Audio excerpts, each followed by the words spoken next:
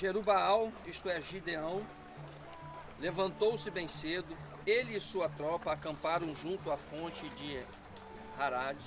O exército de Midian estava acampado mais ao norte, no vale, ao lado da colina de Moré. Moré es donde venimos ahora, de Ukibut. Este fue el trayecto entre uno y otro. O Senhor disse a Gideão: está levando gente demais contigo para que eu entregue Midian em suas mãos. Israel poderia gloriar-se às minhas custas, dizendo: foi minha mão que me salvou. Portanto, dá este aviso a todo mundo: quem estiver com medo e temer, que volte e se retire do monte Gilboá. Então 22.000 homens da tropa voltaram, enquanto só 10.000 ficaram. O Senhor tornou a falar a Gideão: ainda gente demais, manda-os descer até a água. Lá eu farei a seleção para ti. Quando eu te disser, este vai contigo, ele irá. De quem eu te disser, este não vai contigo, esse voltará. Gideão mandou o povo descer às águas.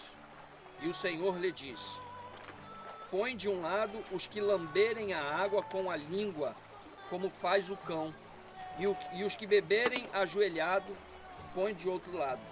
Os que lamberem a água, levando-a à boca com a sua mão, foram 300. Todo o resto do povo bebeu a água ajoelhado. O Senhor disse a Gideão: eu vos salvarei com os 300 homens que lamberam a água, entregando os midianitas em suas mãos, e todo o resto do povo pode ir para casa. As provisões e as trombetas foram destinadas ao que iriam lutar. Ao restante dos israelitas, Gideão ordenou que se retirassem para as suas tendas, enquanto reteve os 300 contigo. Abaixo deles, no vale, estava o acampamento dos midianitas. Naquela mesma noite, o Senhor disse a Gideão: levanta-te e desce até o acampamento. Eu o entregarei em tuas mãos. Se tens medo, desce com teu escudeiro. Se tem medo, desce com teu escudeiro. Fará e os ouvirás os que estão falando, te sentirás encorajado. Então poderás atacar o acampamento com segurança. Ele desceu com o escudeiro, Fara, até os postos avançados dos acampamentos. Os medianitas, os amalequitas e todos os outros do Oriente estavam espalhados pelo vale com um enxame de gafanhoto. O número dos camelos eram incalculáveis, como a areia da praia do mar. Quando Gideão se aproximou, ouviu um homem contar um sonho ao acampeiro. Teve um sonho, dizia ele. Como que um pão de cevada que descia rolando sobre o acampamento de Midian. Ao alcançar a tenda, bateu nela, derrubou-a e a tenda caiu por terra. O companheiro comentou: isto só pode ser a espada de Gideão, filho de Joás, o israelita.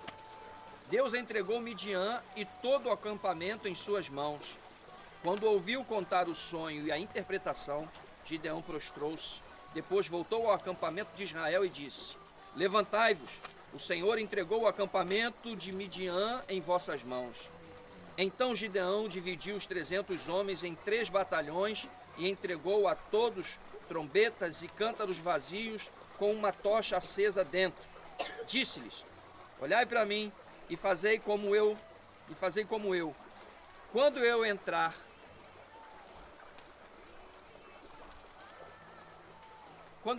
pelo acampamento e pelos postos avançados, fazei o mesmo que eu fizer. Quando os que estão comigo tocarem as trombetas que temos nas mãos, tocai também as vossas trombetas ao redor do acampamento e gritai todos juntos, pelo Senhor e por Gideão. E Gideão, com os 100 homens que o acompanhavam, entrou pelo posto avançado do acampamento. No início do turno de guarda de meia-noite, no momento em que se fazia a troca das sentinelas, Gideão e seus companheiros começaram a tocar as trombetas e a quebrar os cântaros que levavam na mão. Então também os 3 batalhões tocaram as trombetas e quebraram os cântaros, segurando as tochas com a mão direita e as trombetas com a esquerda, tocavam e gritavam: espada pelo Senhor e por Gideão. Cada um ficava em seu posto ao redor do acampamento. Imediatamente todo o acampamento se pôs em desordem, dando grandes gritos. Fugiram enquanto os 300 israelitas continuou avançando e tocando as trombetas. E o Senhor fez com que em todo o acampamento voltasse a espada uns contra os outros e desembanhassem até Bet-seta, na direção de Sereda, até a fronteira de Abel-Meolá, perto de Tebate. Então os israelitas de Naftali e de Asser e das 2 partes de Manassés foram convocadas para perseguir os midianitas. Gideão enviou mensageiros por toda a montanha de Efraim para avisar: descei contra os medianitas e tomai-lhes as fontes de águas de Bet-Berá e os vales do Jordão. Todos os homens de Efraim foram convocados e ocuparam as fontes da água até Bet-Berá e os vales do Jordão. Capturaram 2 chefes midianitas, Oreb e Zebe. Mataram Oreb no rochedo e Oreb e Zebe no lagar de Zebe. Perseguiram os medianitas e depois levaram as cabeças de Oreb e Zebe a Gideão, que se encontrava do outro lado do rio Jordão. O texto bíblico por si só já conta toda a história do que aconteceu aqui e a explanação do Miguel. Se a gente fosse entrar nos detalhes do que todo esse contexto traz para a gente vai ver muitos momentos, né, a provisão de Deus para que isso pudesse acontecer, para que a vitória do povo de Deus pudesse ser contra os inimigos que, aos olhos dos homens, é sempre a maioria.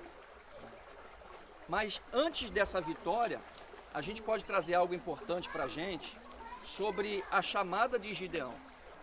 Era um homem que ele estava com...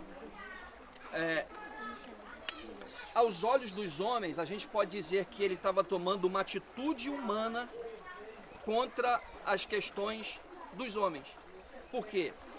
Enquanto eles plantavam e colhiam o trigo, depois que ensacava, os midianitas vinham e roubavam tudo. Então Gideão, o que ele começa a fazer? Ele vai malhar um pouquinho de trigo no lagar. Só que lagar não é lugar de malhar o trigo. Lagar é lugar de amassar a uva. Aí, aos olhos de alguns, pode dizer, ele estava tomando uma atitude humana para poder preservar pelo menos alguma coisa para ele.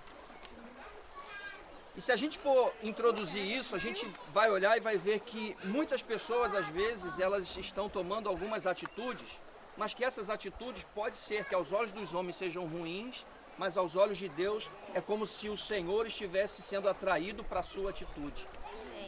Porque aquilo que a gente faz para o benefício nosso, da nossa família ou das pessoas à nossa volta, Deus vê isso com bons olhos.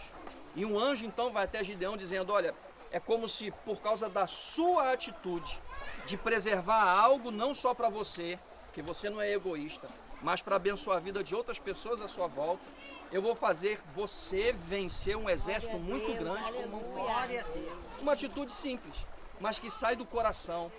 Então a gente vai ver o sobrenatural acontecendo, né? Um exército muito grande, e muitas vezes pessoas que estão ao nosso lado não estão dispostas a lutar junto conosco pela mesma causa. Eles vão se acovardar, eles vão fugir. Não é que eles não vão ser abençoados, mas eles não estão preparados para lutar a mesma guerra que você. A motivação do coração muitas vezes pode ser diferente da sua. Por isso a importância da gente sentar e conversar, expor um plano, um propósito, para aqueles que comprarem a ideia e quiserem também essa luta junto conosco. Então a gente não pode muitas vezes ficar frustrado com aqueles que não querem lutar com a gente. Deus sabe de todas as coisas e vai cuidar deles. Mas a realidade é, aqueles que contigo ficar, Deus vai fazer vitorioso junto com você. Amém. Então às vezes a gente se preocupa muito com quem vai embora. A gente tem que ficar, na verdade, alegre com aqueles que ficam conosco e querem lutar junto com a gente. Glória a Deus. E por causa dessa atitude, Deus começa a selecionar um exército para que o poder do Senhor esteja exatamente sendo visto naquilo que é impossível, improvável. Na Bíblia está lotado de coisas impossíveis e improváveis, mas é exatamente aí onde não tem recurso dos homens é que Deus vai fazer do improvável e do impossível o sobrenatural. Foi assim com Gideão e é assim com a sua vida, e eu creio assim em nome de Jesus. Amém. Amém.